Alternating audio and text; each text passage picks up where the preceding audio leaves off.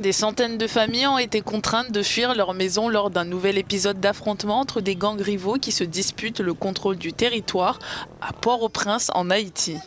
Certaines des personnes déplacées sont des résidents du quartier Fuji dans le nord de la capitale, la plupart d'entre elles étant des femmes et des enfants. Nous avons beaucoup de victimes. Nous ne savons pas encore qui et combien, mais nous sommes sûrs qu'il y aura beaucoup de victimes parce que c'était une fusillade intense dans une zone ouverte aujourd'hui.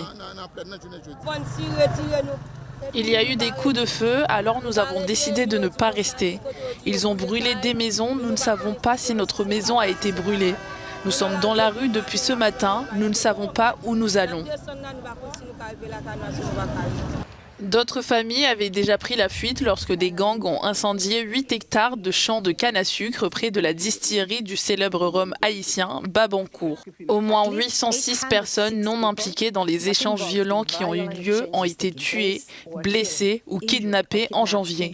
Environ 300 membres de gangs ont été tués ou blessés, ce qui porte le nombre total de personnes touchées à 1108, soit plus de 3 fois le nombre enregistré en janvier 2023. Les personnes vivant dans les zones contrôlées par les gangs ont été directement visées. Les gangs continuent également d'utiliser la violence sexuelle comme une arme. Haïti se remet d'une récente série de manifestations violentes exigeant la démission du Premier ministre. Ces récents événements ont entraîné la mort d'au moins 16 personnes lors des affrontements avec la police.